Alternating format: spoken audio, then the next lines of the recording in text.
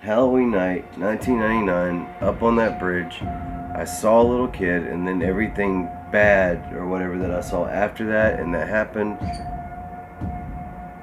that photo that was on the news on Channel 13 of the little kid is the same exact kid that I saw on that bridge. There's always a little truth in fiction.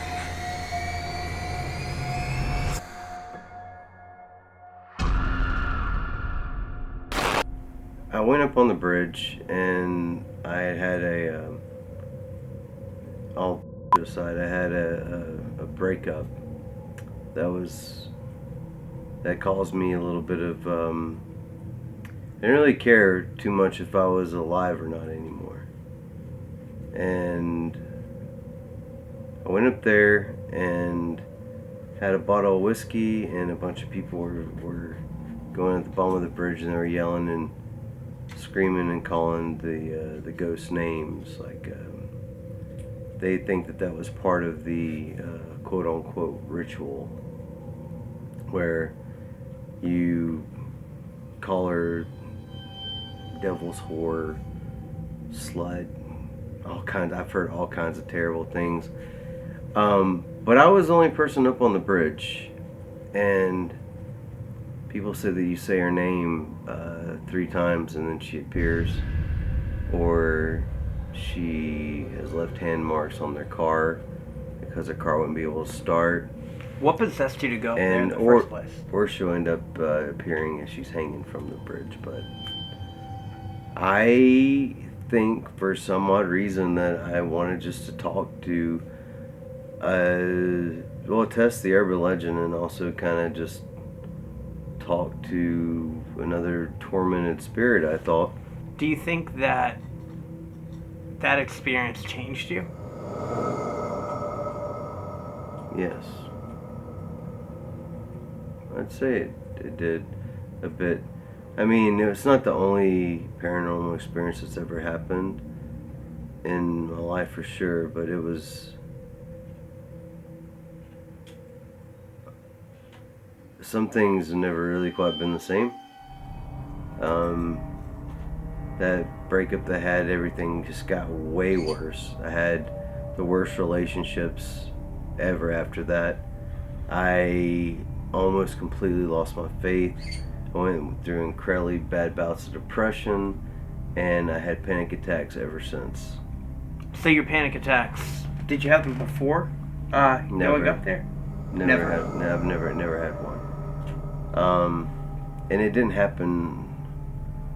It didn't happen there. It didn't happen there. So, you're giving us kind of, you drank some whiskey, you went up there trying to, I don't know, confront this thing, or were you just trying to get yourself together? Like, why did you?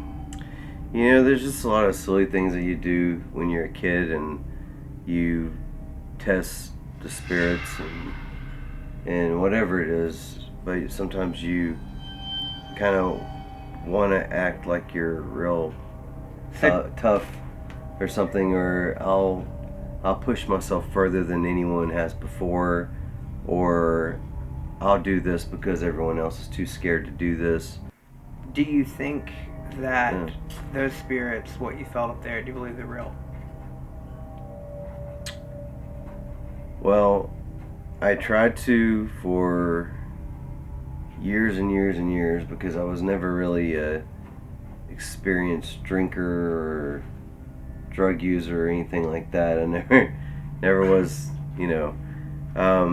but I do admit that I was under, I was. You were a little under the influence. Yeah. There was a video in 2014, and if you're out there, I need to reach out to you, because when I was up on that bridge that night, I saw a little kid and it started everything. Halloween night, 1999, up on that bridge, I saw a little kid, and then everything bad or whatever that I saw after that and that happened. That photo that was on the news on Channel 13 of the little kid is the same exact kid that I saw on that bridge. just I saw a three-dimensional form of that moving and pointing. That showed me that what I chalked up to be inebriation might actually have some weight to it. And then I said, wait, it's not just me. And then there's a lot of other people that have had experiences. And yeah, I would say that it's definitely that it's real. There's something going on there. I can't speak for anyone else. What was running through your mind when you saw that little kid that you saw on that bridge on the news? When I saw it again, or when I saw when it in you real saw life? it again? Well, shock. I see when that happened, and everything that happened from the vision that I had on that, what happened there.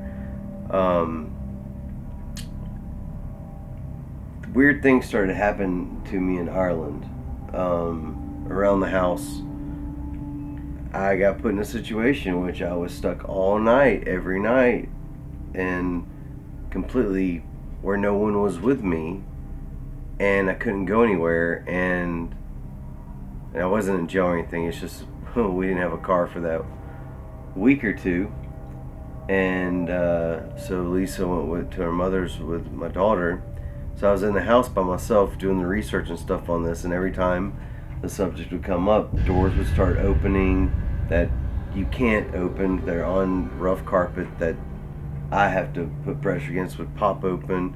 I hear banging and stuff always bothering me. Now, do you think that talking about things like this gives power to those, I don't know, entities, spirits, whatever? Do you think that there is some sort of dimension, some sort of connection where, you know, the more that they're spoken about, or the more, you know, that lore lives on, that fuels that fire?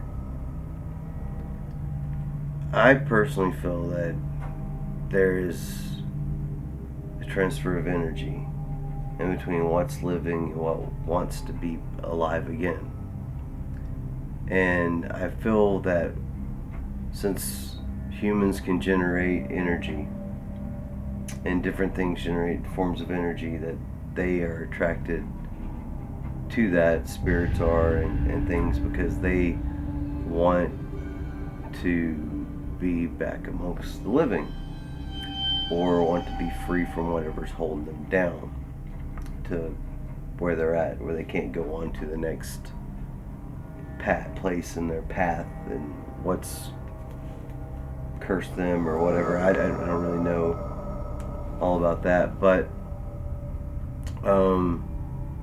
that's what I think. I think that there's an attraction and a curiosity, because